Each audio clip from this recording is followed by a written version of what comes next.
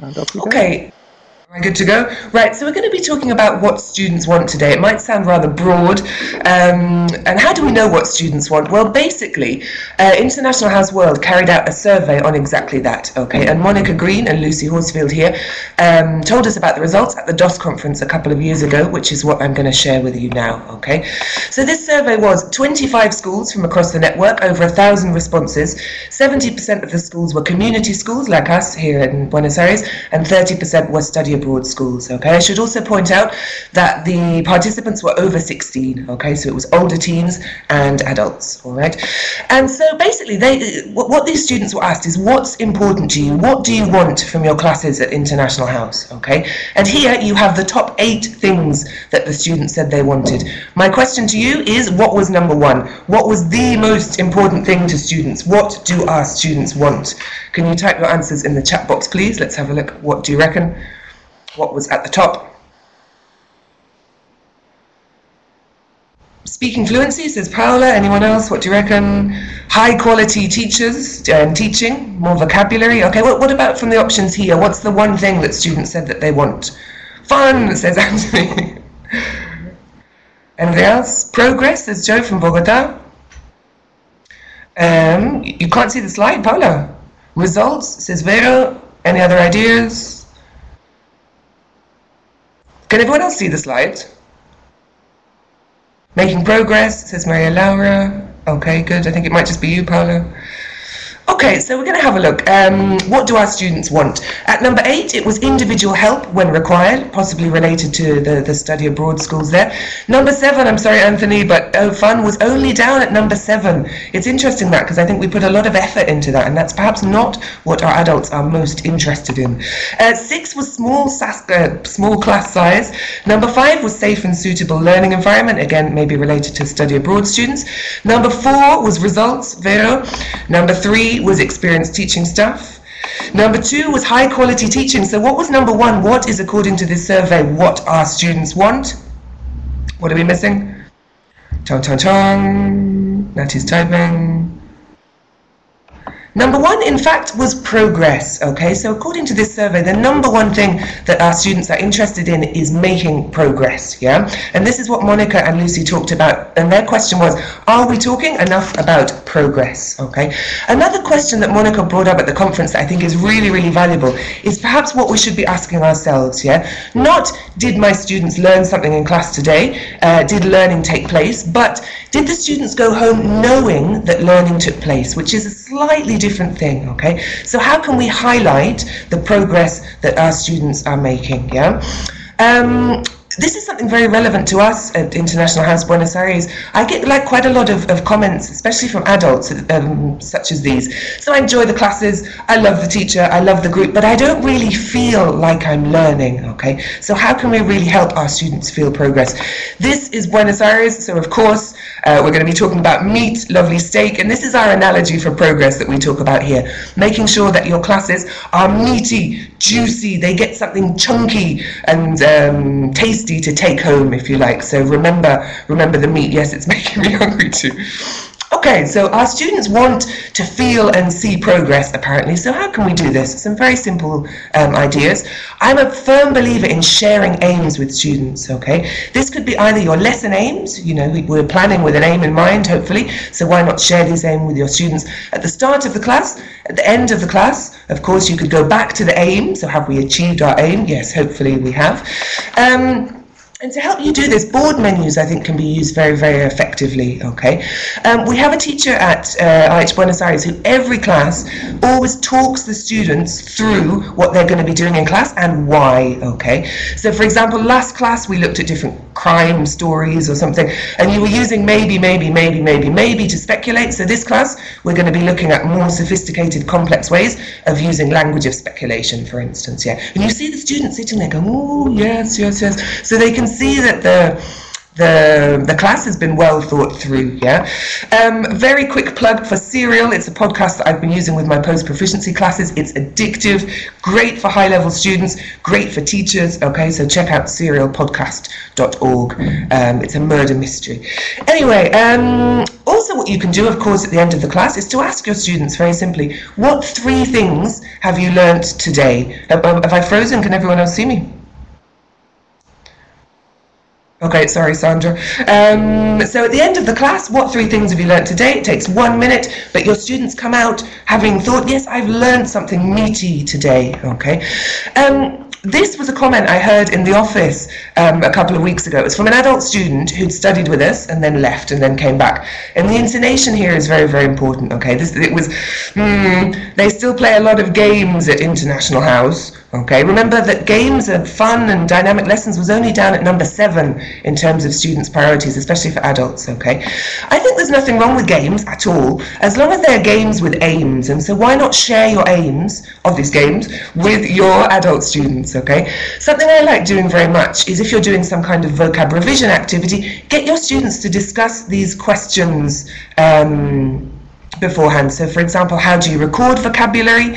How do you learn vocabulary? How often, where and when do you revise it? And why is building vocabulary so important? Okay, so then having done the game, you say to them, why did we do this vocab revision game? Yeah, it's helping you make progress, something you should be doing at home, useful for learner training. So sharing your aims, not only of your classes, but of your activities, I think, with students can really, really help this. Okay, speaking of vocab revision, obviously revision, recycling and reinforcement is part and parcel of what we do, and vocab bags can be a very useful thing. So all the vocab from class goes into the bag at the end of each class.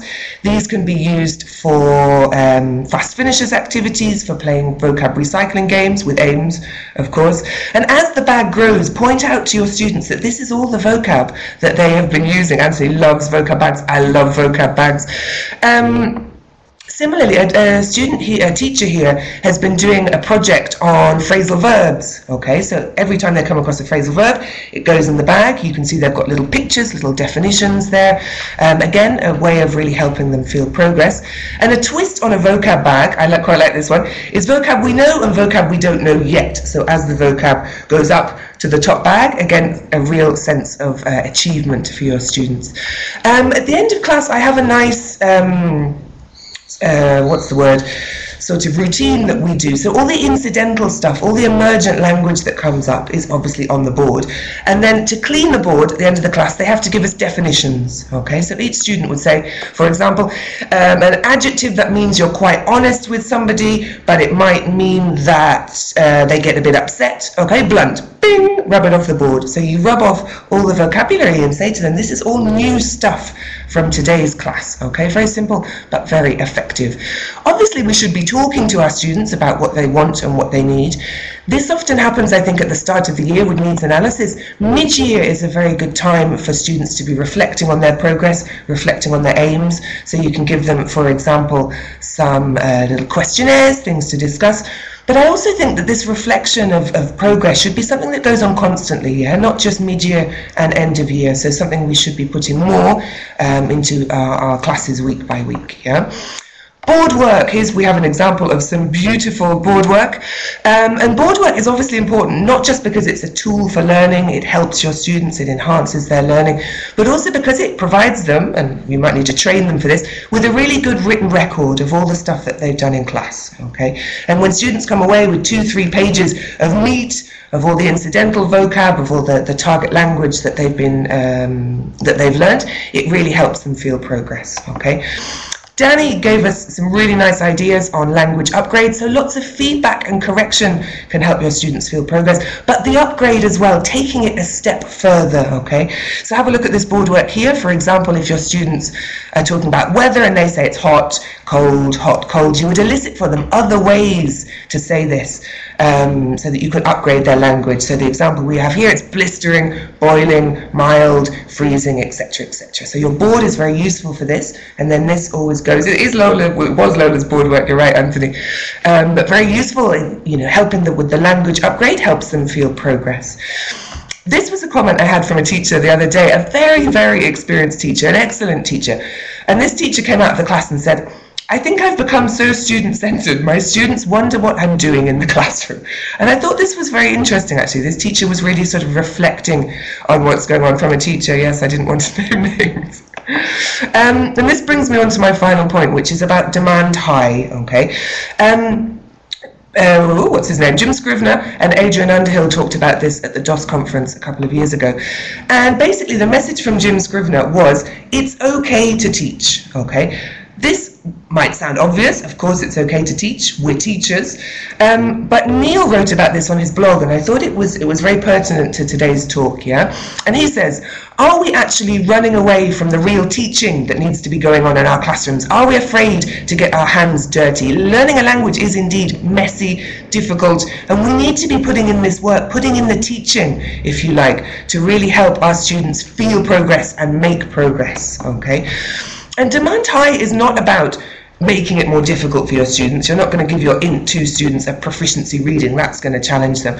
But it's about this idea of it's okay to, to teach them something meaty, yeah?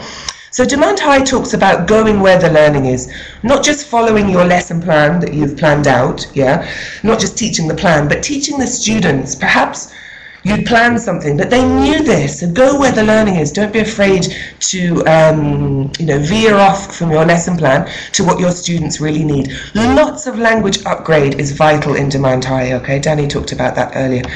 And the idea that engagement with the language, the fun should come from engaging with the language, not just we're going to have an hour and 15 minutes and then, play a little game of backs to the board, yeah?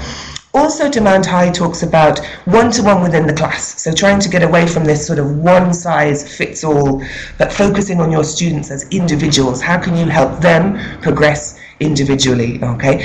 And basically, it's all about expecting that your learners can do much better than you or they currently ask of them, okay? So some things to bear in mind. And for us as teachers, as Jim Scrivener said, the important thing to be asking ourselves is, am I engaging the full learning potential of my students? Which in turn is going to be helping give your students what they want, if what they want is to feel and see progress. And remember Monica's question at the start, did the students go home knowing that learning took place, okay, feeling and seeing their progress? All right, and all of this will hopefully help them really feel this progress. So I'm going to practice what I preach, although I'm over time. I'd like you to type in the chat box, please, 3 things that you have learned today that you are going to put into practice, something that's going to make you think.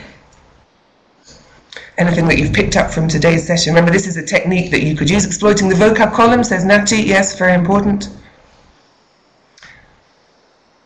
Anything else? Incidental stuff's nice. It's a very nice routine, all the stuff that they've learned today. Vocab we know, vocab we don't. Okay, great. Okay, yeah, going over definitions, checking that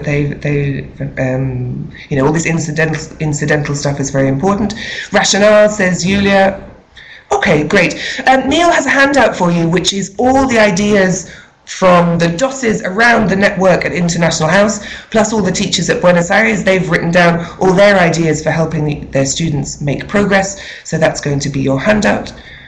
There it is. So I think you click on upload file and you should get it. And that's all from me. I'm over time as always, but I hope you've got some nice ideas as to what your students want in terms of progress and how to give it to them.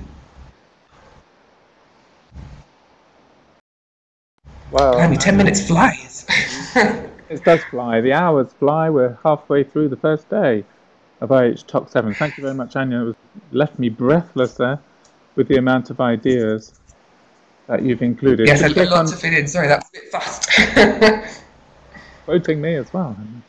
Just click on what students want handout and then you get to download the file. You'll see the other button will come. Please don't click on upload file. We'll all start adding your computers to the room. Oh, sorry. Okay, so that's the last session of the Friday morning. Sean has been busy in the background uploading all of the videos to the blog. And so if you click on, look, we've got little boxes appearing everywhere. Click on slide and recordings and then browse to, you will find yourselves